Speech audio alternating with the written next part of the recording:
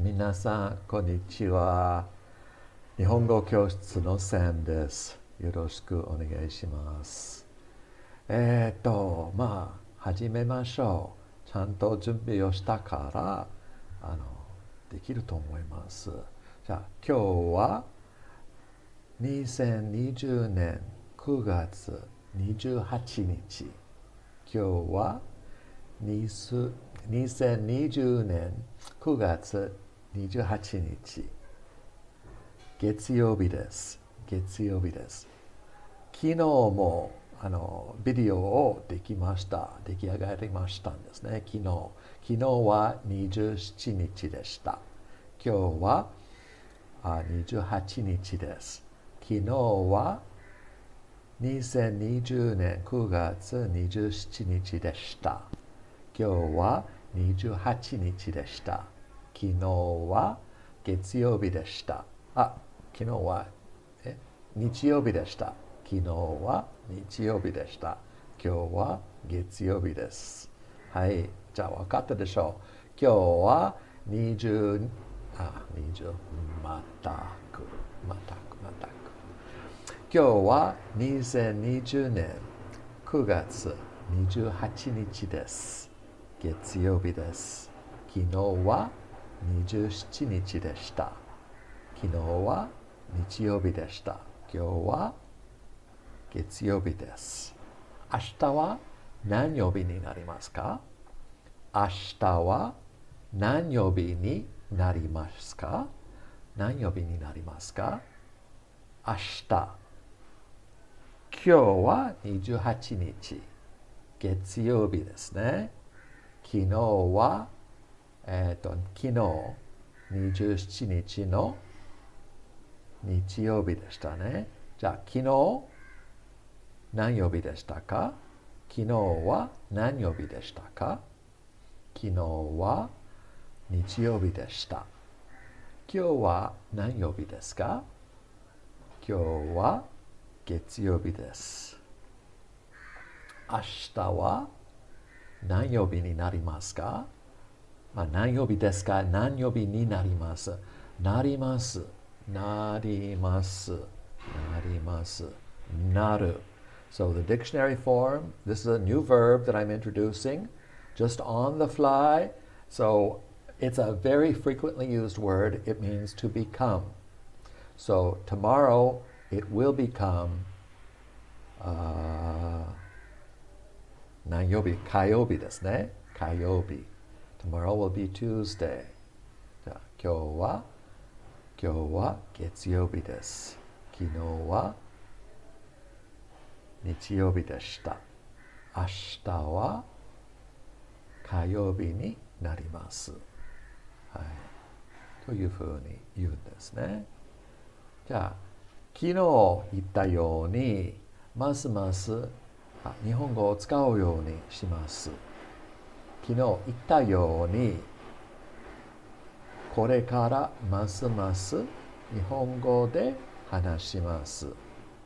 はい、昨日言ったように、ますます日本語で話します。話すようになります。話すようになります。So, I think you understand. I said this yesterday. I explained to you ますます日本語で話します。I just taught you how to say なります。So I could say 話すように。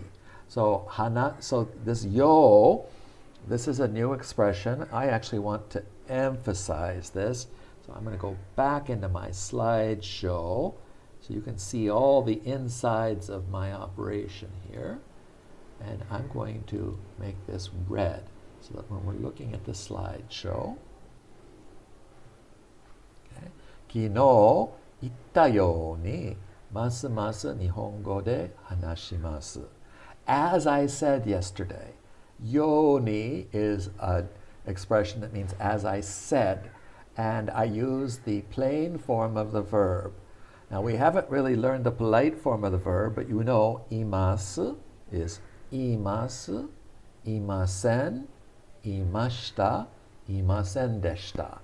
If we said it in the plain form, it would be You. You is the dictionary form of to say. You. I, you. You. You. You yoni. If I said you yoni, as I am saying right now, you yoni. But this is the past tense. The plain form past tense is itta yoni. It's not imashita yoni. This yoni requires the plain form. So obviously I'm teaching you something very advanced. I have another slide with some more advanced stuff on it. So bear with me and you'll see it. Okay. So I just have this feeling that if I submerge you, you'll remember some of these things maybe. Don't want to make it too simple. It's not as interesting that way. Okay. So 今日は丸の話の続きをしたいと思います。丸の続き、okay? 続き、丸の続き、丸の話。Yesterday I talked about maru no hanashi. There were several unfinished things that I didn't get to yesterday, so I just wanted to continue. So 今日はmaru no tsuzuki, maru no hanashi no tsuzuki をしたいと思います。続き。続く is the verb, 続きます、続きません、続きました、etc. So that's 続き. And the tsu is the one that's difficult for me to say. Tsunami.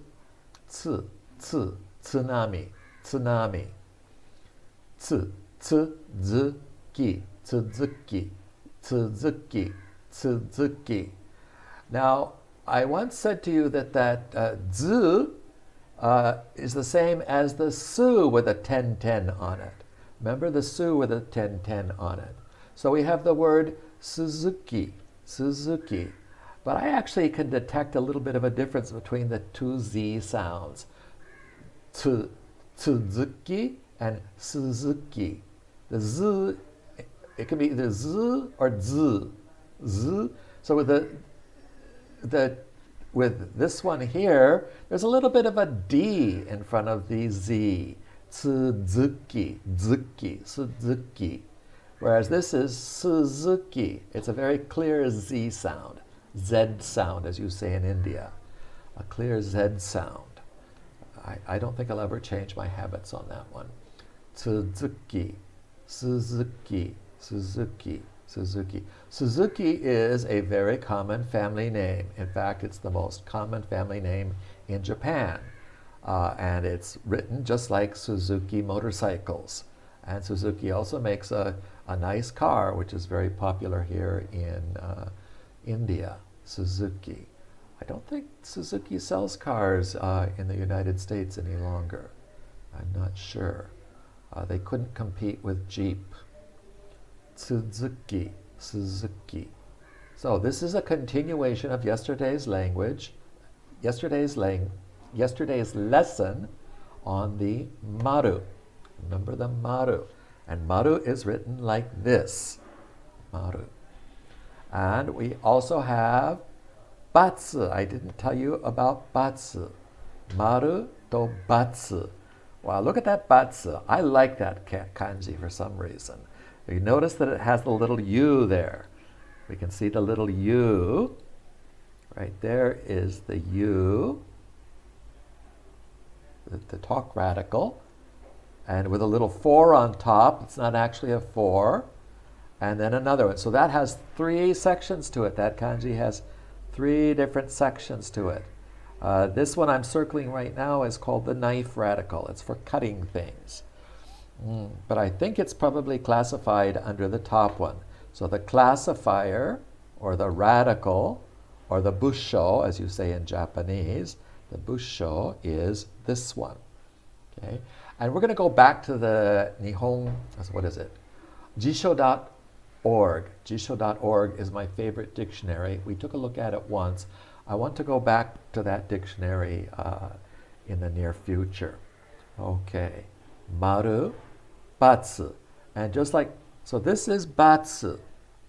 Batsu. So in Japanese society, people often say, ping pong, ping pong. That means you've got the right answer. And then they go, buh, buh. So, and they just make that maru with their hands. They make the batsu with their hands. This is very, very common in Japanese culture. Okay? And then we have a third one that I wanted to introduce to you is sankaku. Sankaku. And sankaku literally just means triangle. Okay. So these are the three symbols that are used for evaluating things. You can see evaluation charts. If it's a good answer, it gets a maru. If it's a bad answer, it gets a batsu. If it's a so-so answer, it gets a sankaku. Let's see. Oh, and yesterday we also talked about the niju maru. Niju maru. I'll get to that in a minute. That's the double circle. I had to look it up. This is one of the reasons I'm doing the follow-up. I wanted to tell you that the double circle is called a niju maru. And that can also be added to our evaluation scheme to make it that more detailed. So an excellent answer would have the double circle. And I believe 4 is pretty much the maximum that it goes to. Okay, so I wanted to share this. I did a lot of research yesterday. So as I was doing my research, I discovered this. So we're going to watch this together. I debated on whether to show it to you, but it's so much fun that I decided to go ahead and show it. And what happened here? Oh, I think I have to give it.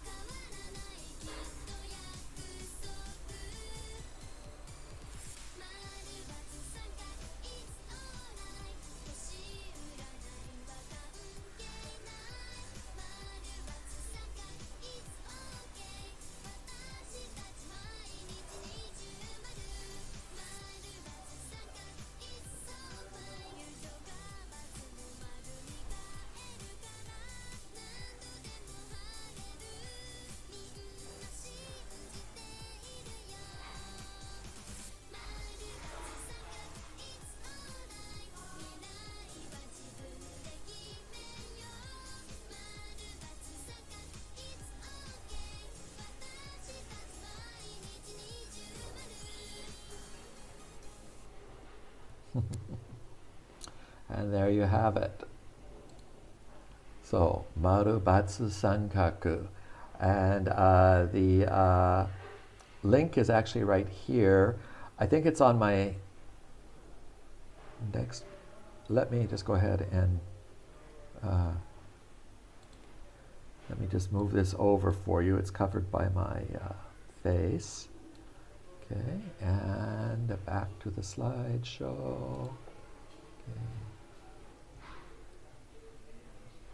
Maru, batsu, sankaku. Okay, and here is the link.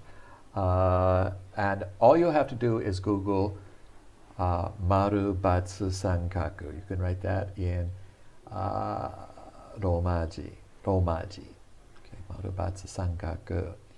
Okay, so sankaku, you can see the kanji for 3 right here. And this means angle. Kaku means angle, kakudo. So if you want to say the angle of something, you say the kakudo. And this is a, what is this? Rokujudo? Rokujudo, ne?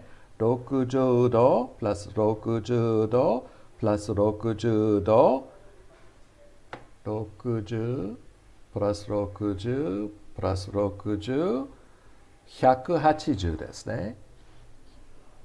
そして180度はその丸の半分ですね。その丸の半分ですね。サークル。There's another word for circle, but I think I can't remember. 丸。That's good enough. Okay, 丸。丸の半分は180度ですね。この丸の全体は360ですね。360度です。360度。300、100、200、300、400、500、600、300. So you just need to remember that. 360度.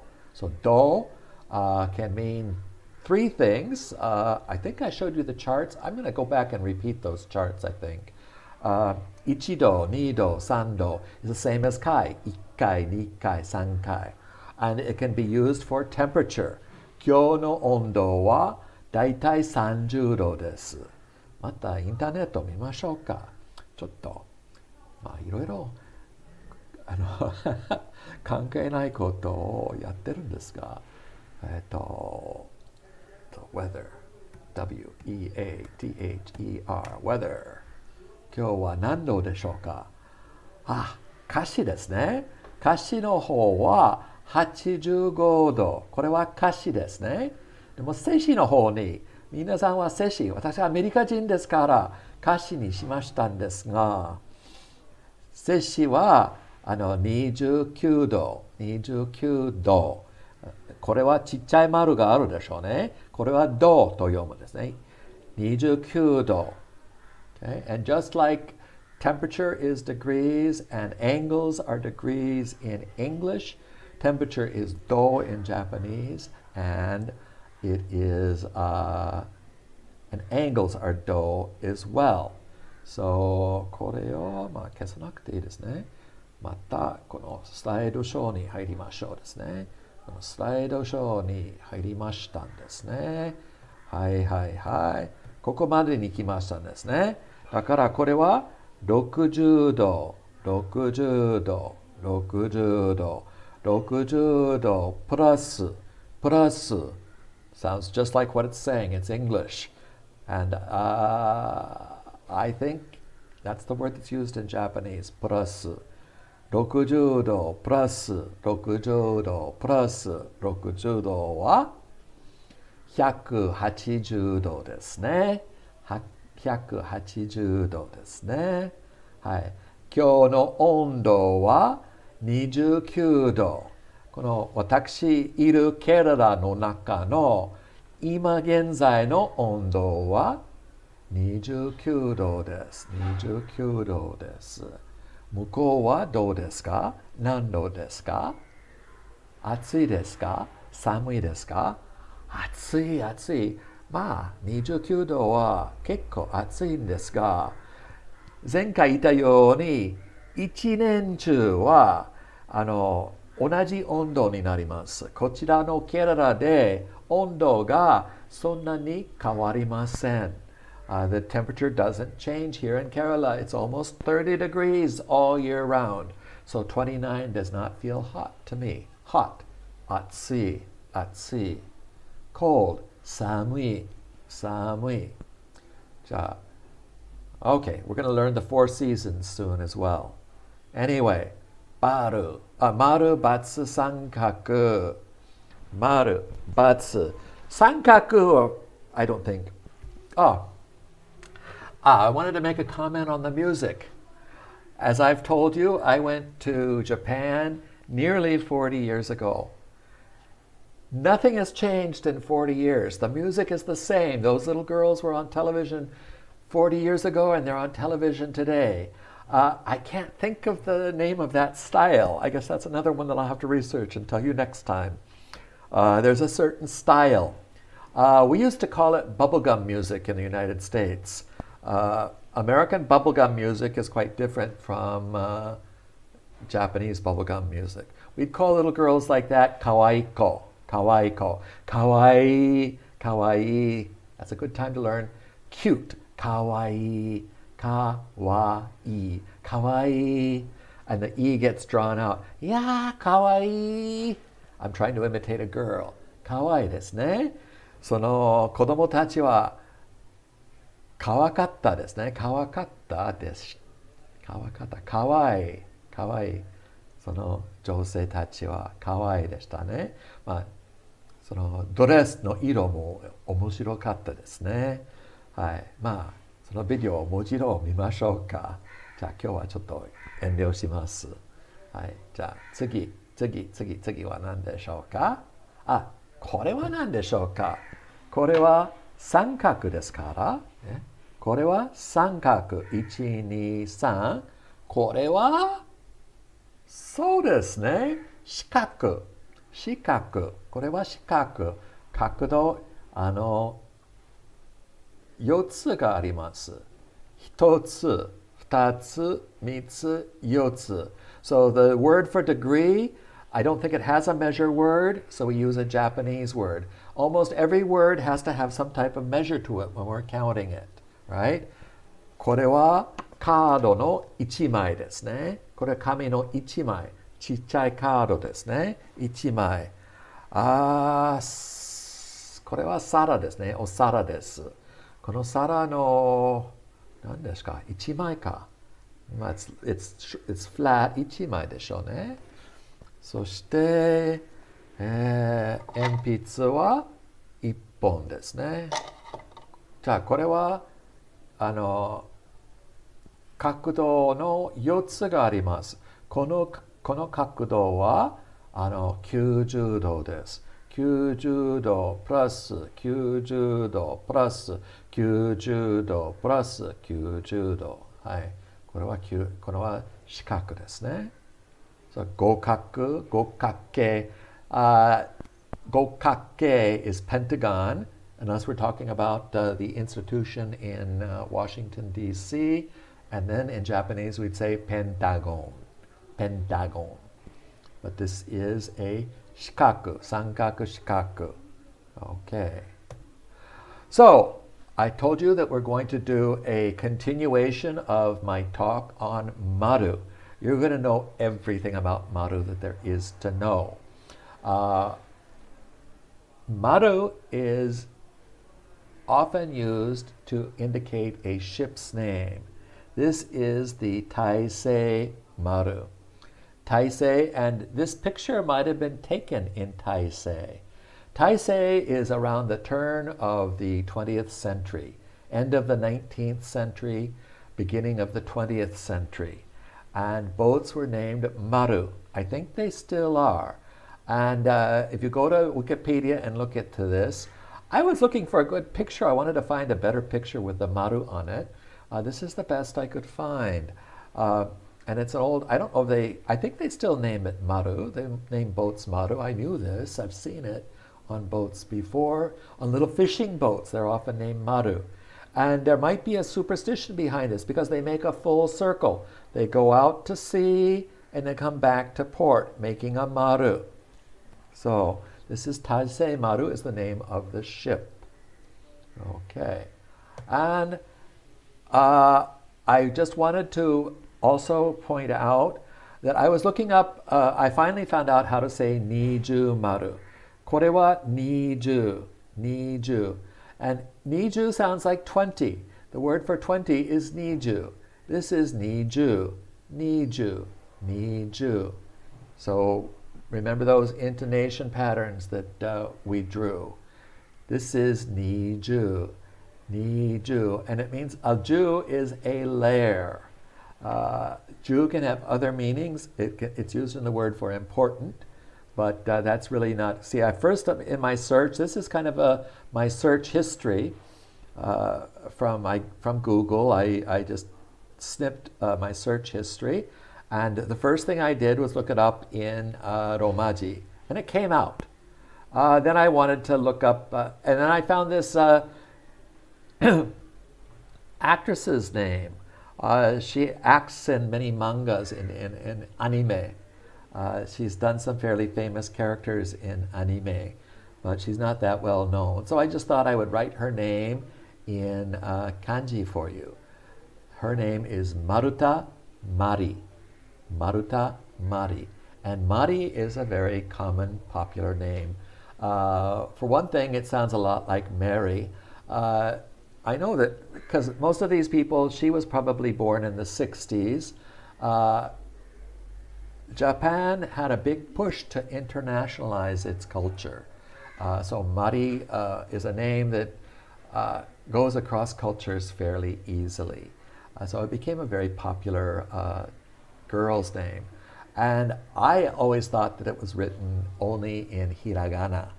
I think it looks better in hiragana, but I guess I'm just an old-fashioned type of guy.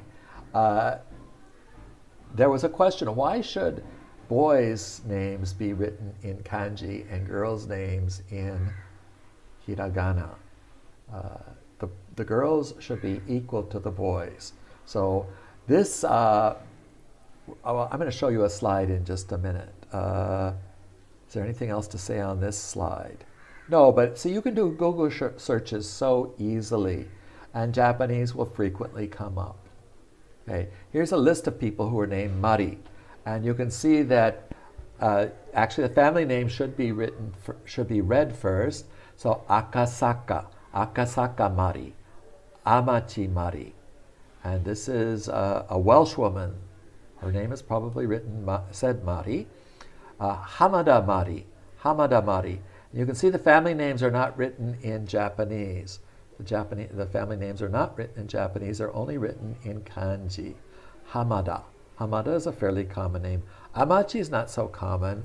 Akasaka is the name of a district in Tokyo. I don't know anybody named Akasaka. Hamada. Two Hamadas. And this one writes her name with kanji, the same way that our Mari wrote her name. And then this one is written in katakana.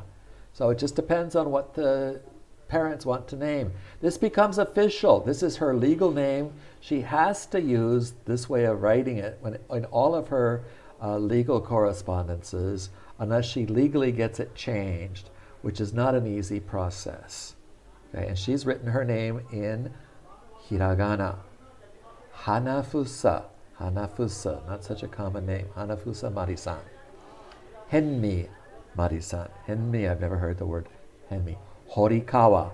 Here we've written Horikawa in kanji. You recognize the kanji for kawa by now. Horikawa. Horikawa Mari. Hoshino Mari.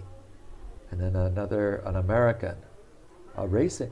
I wonder if Mari could be a man's name, because in the auto racing executives, for crying out loud. Okay, and then Ijima. Okay, so anyway, this gives you an idea of the diversity of Maru. So I think I've pretty thoroughly exhausted Maru, except I'm going to stick my neck out. Remember, here I had Kino Hanashita Yoni. I used the Yoni, which is an expression that gets hooked on to the plain form of the verb to mean as I said yesterday, as I said yesterday.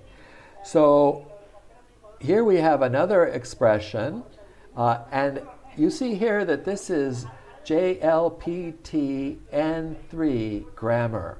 There is a Japan language proficiency test. Japan or Japanese language proficiency test. Many of my Indian students wanted to pass this. Apparently it makes it easier to find a job in Japan. I've never been one for testing. I don't like to teach people how to take tests. I'd rather teach them more complicated things and hope that that helps in their test. But this is level 3. The first one you take is level 5. That's the easiest one.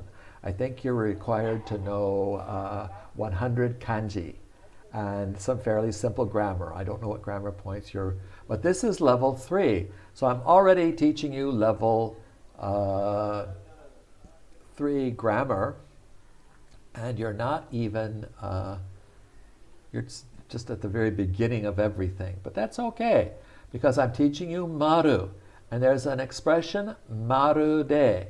And maru de is translated as if, as though, just like. And you could think of it as maru de, as fully. It's fully, maru de. And then all of these are followed by yoda. Yoda. It can be a verb. As we said, a verb, I could say, maru de tenki, maru de ame ga furu you ni. Maru de ame ga furu you ni. I don't know. Anyway, I just wanted to teach everything you could know. Let's look at these sample sentences. His Japanese is so natural that he sounds like a native speaker. Kare no Nihongo wa maru de Nihonjin ga hanashiteru you ni kikoeru. So already you can really read most of this. Kare wa, kare means he. Kare, I haven't really. She is kanojo. Kare wa, Nihongo wa maru de Nihonjin ga hanashiteru. Hanashiteru. This is the going on right now continuous form of the verb. And I want to get to that fairly quickly here. Okay. So, ano futari. Remember? Hitori, futari, sannin, yonin. Ano futari. And we have it in Romaji here. Ano futari wa maru de kyodai no you ni yoku nitteru. Yoku nitteru. Ano futari wa maru de kyodai no you ni yoku nitteru. Just as if they were brothers. Okay? Kyodai is brothers. Kyodai. Kyodai shime is brothers and sisters. Kyodai shime. Okay. So there's another word, twins. So that's one thing to keep in mind. It is always good to translate rather loosely.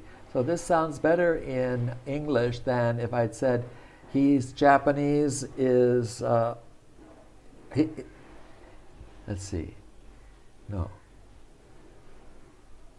His kare no Nihongo wa, his Japanese, maru de Nihonjin ga hanashiteru you ni kikoeru. It sounds like this is it. His Japanese sounds as if he is a Japanese person, or as if he's a native Japanese. So you can see that the Japanese is different. This English sentence is a much smoother, better sounding sentence in English. Okay, etc. So, enough of that. Now you know everything about maru. It's a good concept to know, maru. One thing in parting, though, we did the maru, batsu, and even grown men will do this. It's not, a Japanese person is not embarrassed to do this. It seems a little bit absurd to an American to do this. Ping pong, you got it, very good, ba, ba. No way. I mean, we do this, so I guess this is okay too. Of course, that has a slightly different meaning, but in Japan, when they point to themselves, in America, when we point to ourselves, we go like this. I am an American. I'm an American. I'm an American. We usually put a flat hand against our chest. In Japan, they point to their nose. I am an American. I still think this is so cute. Here you go, who, me? Who, me? Did I do that? いや、それは違うよ。私ではなかったよ。私？僕？そのことはないんだよ。Okay, so there's a lot of interesting body languages in Japan. Okay, so we get back to food finally. We're doing shokuji, and this is yoshoku, or bangohan. And this is a nabemono with the gohan and the soup, and the whether it's somen or soba, I don't know. The most common soup is miso shiru. miso shiru with a little bit of tofu in it. Tofu. And a little bit of negi. These are these little bits of, it's the green onion, which you see over here, is called negi. And this stuff here is kombu.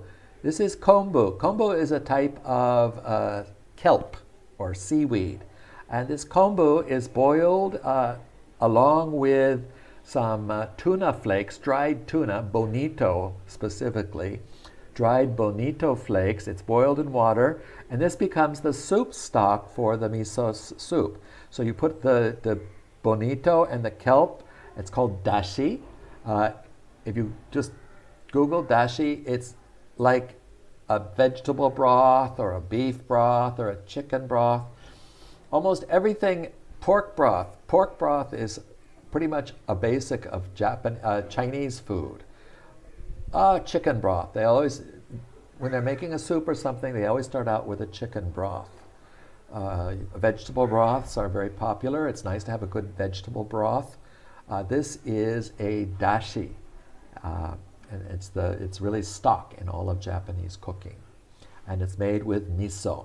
Miso is a fermented soybean. It usually comes in plastic packages about this size, maybe 1 or 2 kilograms, maybe 5 kilograms.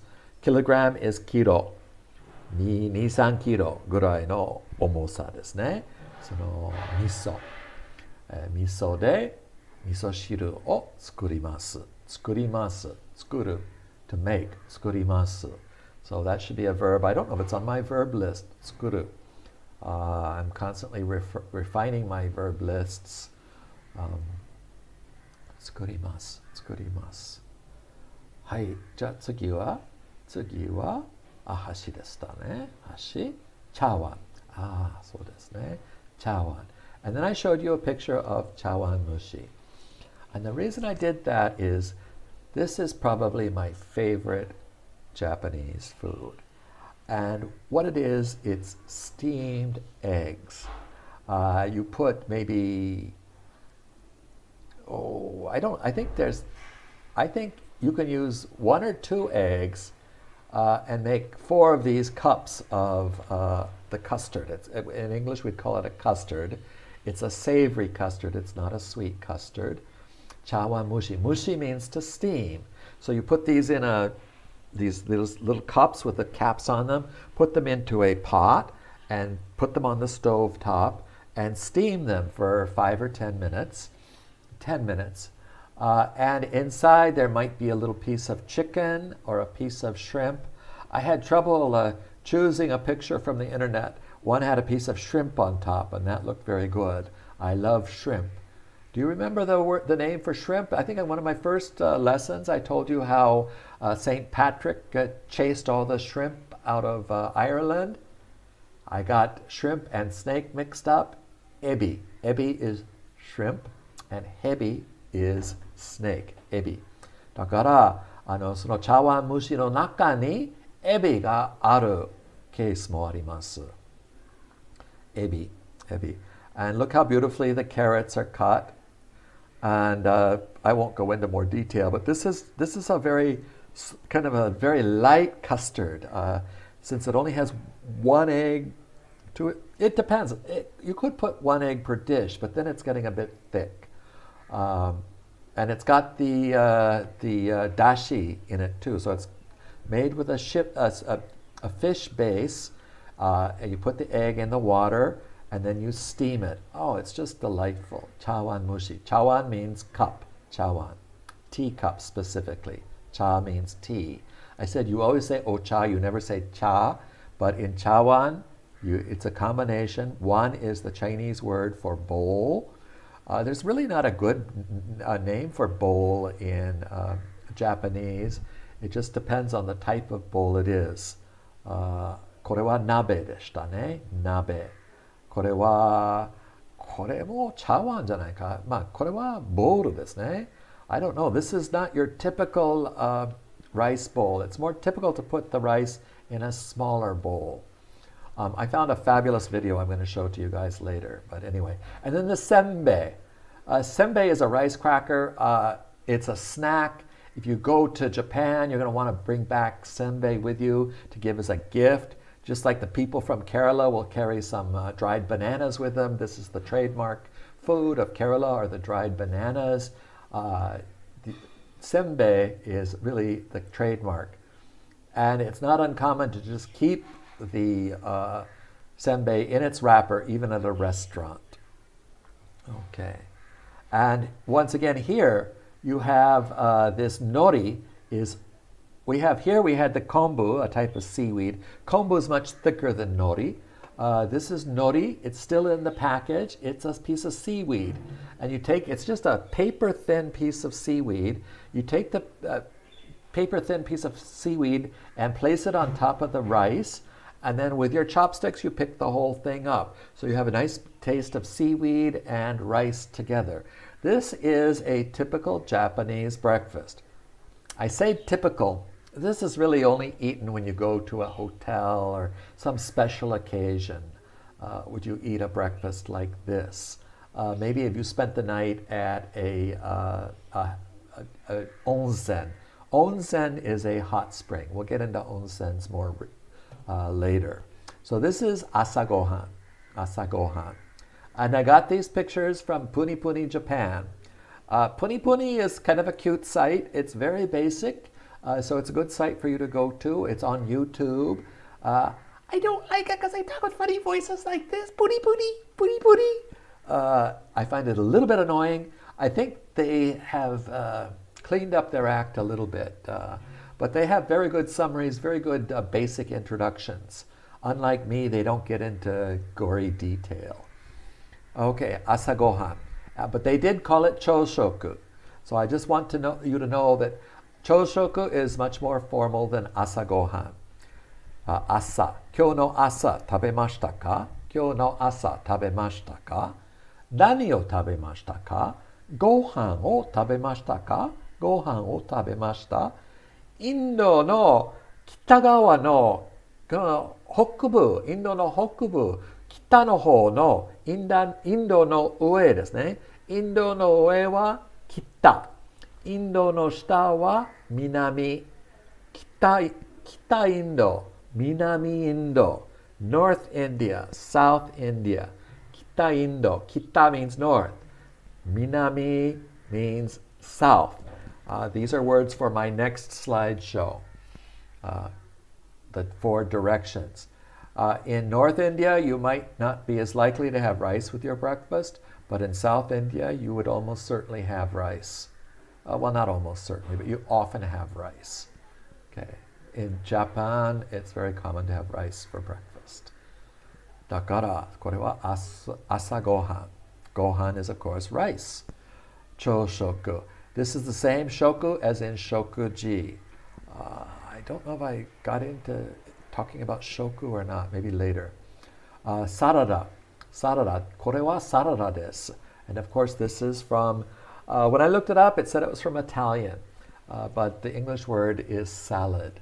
Sarada. Sarada. Yasai sarada. Usually they tag a yasai onto it because there's other types of salads. There's potato salad, etc. So this is called a yasai sarada. Yasai means vegetable. Yasai sarada. As an American, I found it very unusual to have a yasai sarada at breakfast, but it's very common in Japan with a little bit of mayonnaise on top of it. This is tamagoyaki. This you will find in a sushi dinner or at breakfast. The egg is fried very, very, very thin. And then it's rolled up, and there's a little bit of sugar in it, and usually some soy sauce is poured over it. So this is tamagoyaki. I think I'll actually show you a demonstration of how that's made at some point in the future. これは大根おろし. Daikon. I briefly had a picture of daikon in a previous slide. I kind of slid by it. A daikon is probably the best vegetable in Japan. Daikon literally means big root. You can see the kanji for oki or dai. Daikon. Dai, big. Kon, root. Daikon. And daikon is so common. It's huge. They're sometimes going to be this long, this big around. That's on the big side. They come in varying sizes depending on when they were picked, but they are staples in a Japanese home. And the daikon oroshi is just wonderful. Put a little bit of soy sauce on top of it. It melts in your mouth. It's very juicy. It's not, many radishes. Would be classified as a radish. Many radishes are a little bit sharp in taste. Maybe you call them bitter or spicy. Red radishes. I happen to love radishes, but daikons are very mild, almost like an apple, and very common on every meal. They have some daikon. And this is sake. Sake, pronounced like the Japanese wine, but it simply means salmon. This looks like it may have been salted. There's various ways of preparing the salmon. It's a very common fish in Japan. Okay? And it also uses the English name, salmon.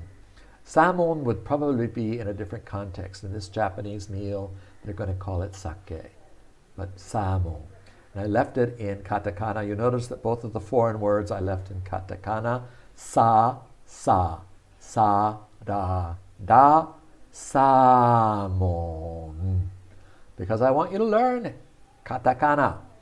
I learned katakana by seeing foreign words, and because I found it very difficult to memorize the katakana, as I am sure that you are doing as well. We have to learn hiragana and katakana at the same time. Oh my God. But just little by little, you'll learn the katakana. Okay? And then the nori, which I already told you about. Nori is there's basically three types. Well, there's another one, but I'll talk about the three most common types of seaweed. I already talked about the kombu.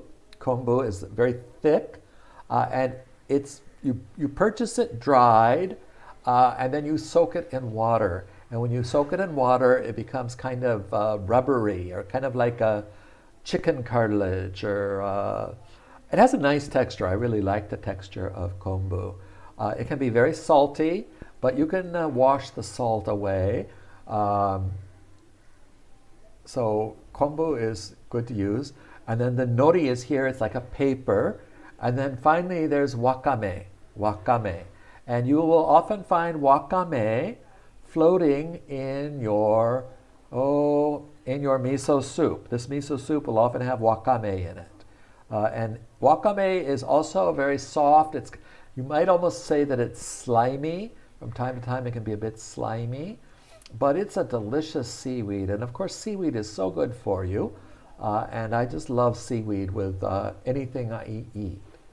Okay, so there's three types: kombu, nori, and wakame.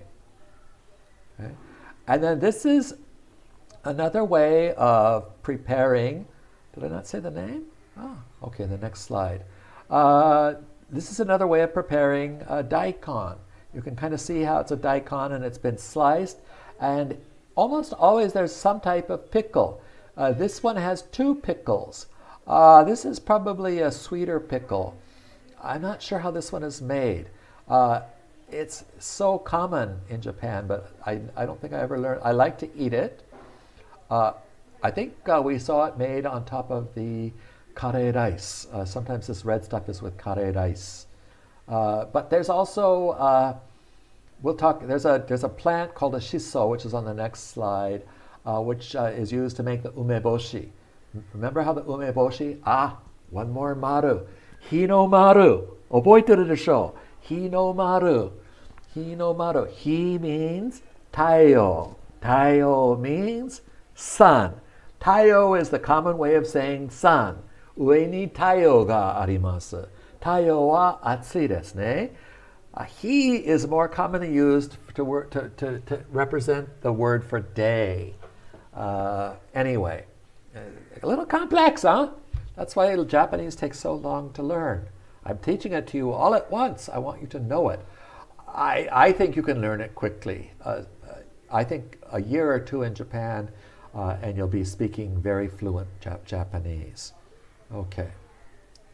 Okay. So, I asked myself, why is takuan yellow? This is the takuan. Why is it yellow? And this is what Wikipedia told us. The fermenting process allows the flavor of daikon to concentrate before they are mixed with salt, kombu, rice bran, and sometimes flours, and left to pickle for months, which results in the bright yellow color pickles. Nowadays, the mass-produced takuan often includes food coloring to achieve the yellow effect. Boy, there's a lot of... I just cut and paste this from Wikipedia. I found a few typos in here. Okay, so then I was going to tell you about the umeboshi and how they are red. And that's because they are pickled along with shiso. This is shiso. It's a type of a mint plant. And it turns things purple.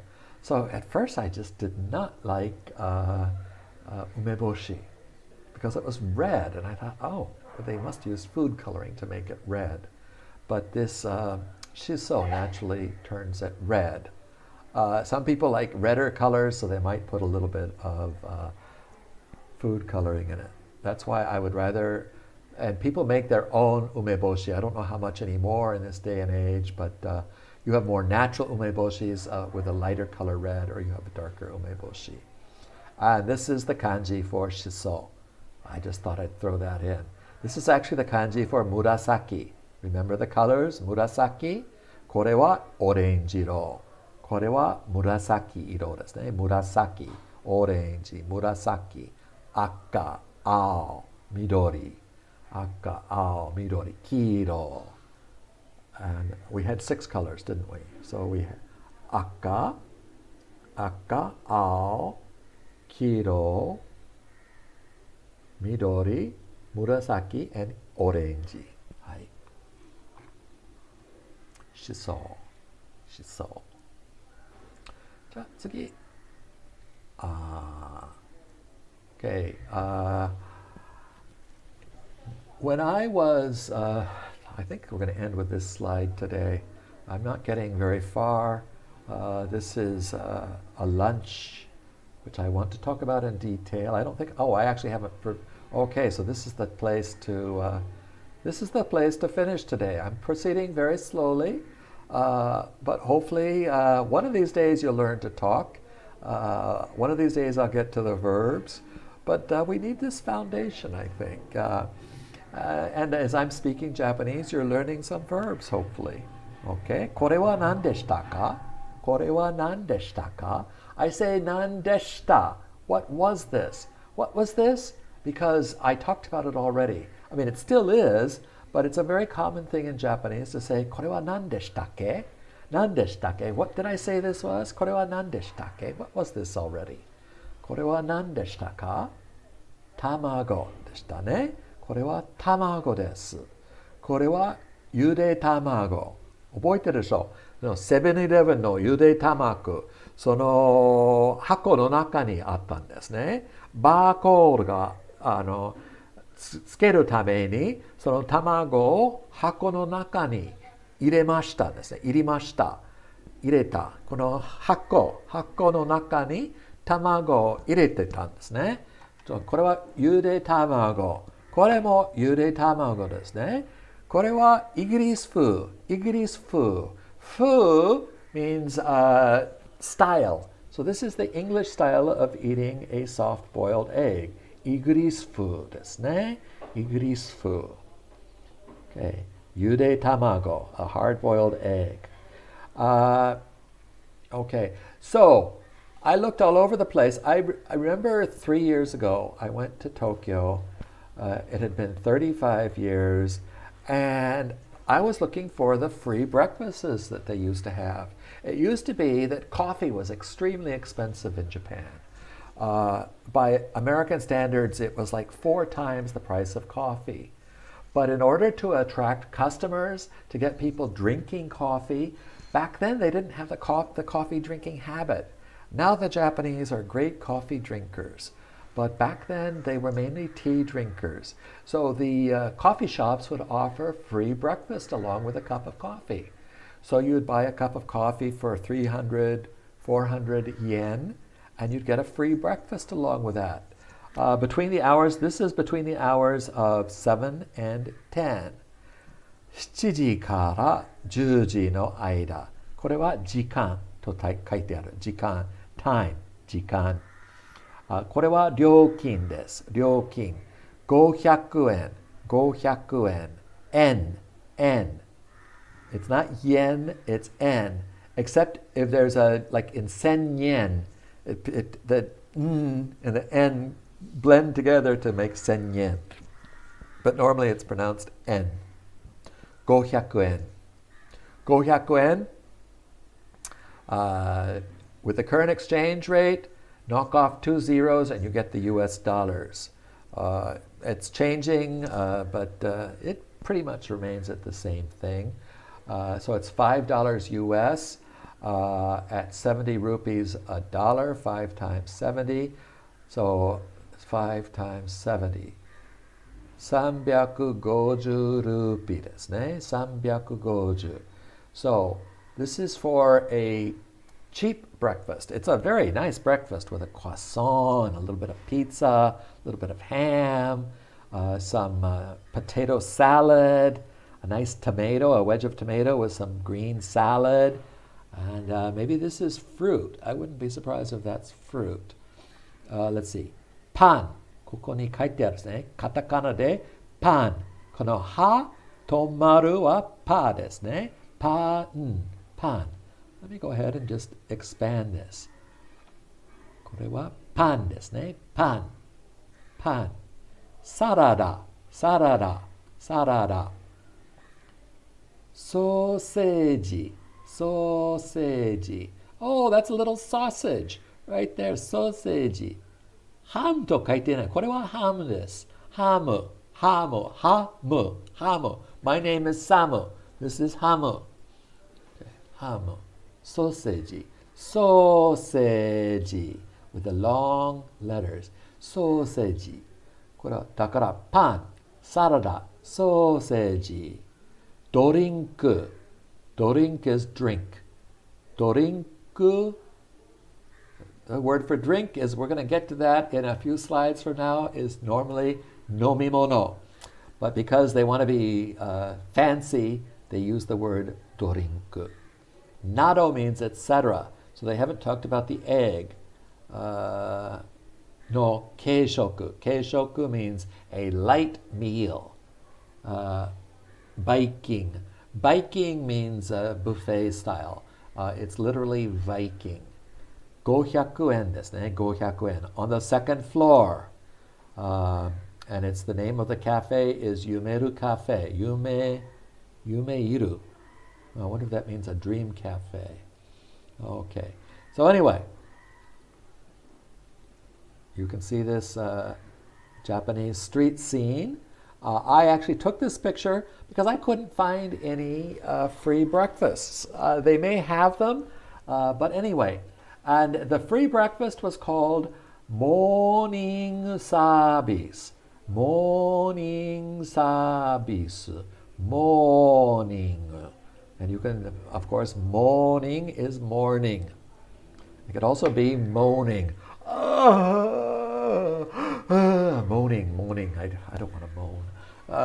But this is morning service. Service. Morning service. And service has the same meaning as in English, service, to perform community service. He's performing great service to his community, etc.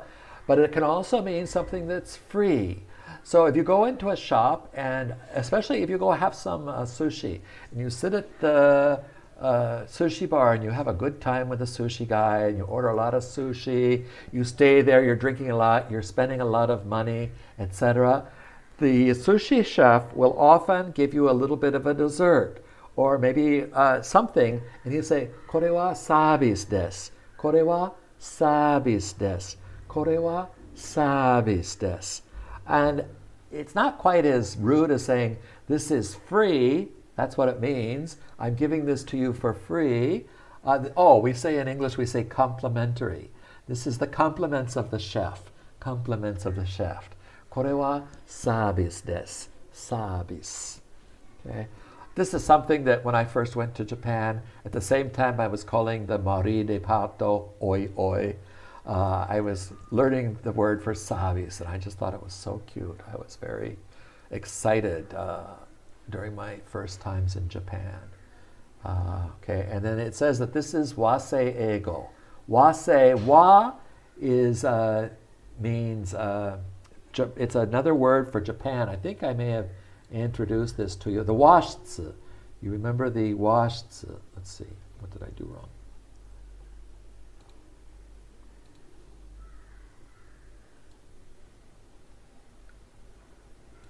The Japanese style room, I told you, was a washitsu. This is wase. Wase ego. By now you're very familiar with the go. I showed you the word for ego. The name of the country is Igris, but the language is ego. Morning service wa wase ego de ari. And this is the formal way of saying des.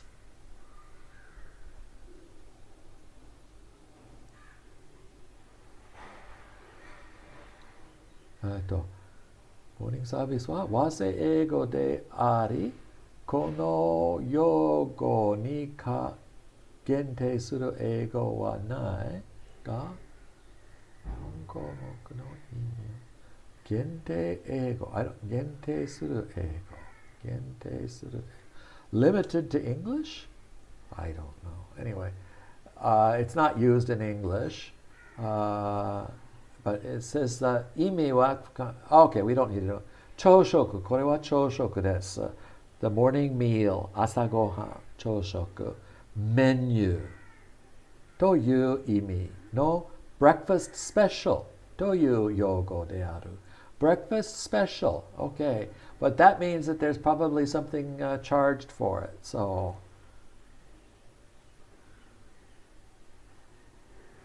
then it says that the word in English for morning service is more an expression used in churches.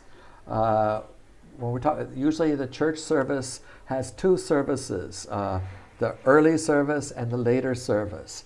So they're saying that in English, morning service would more typically be used for that case.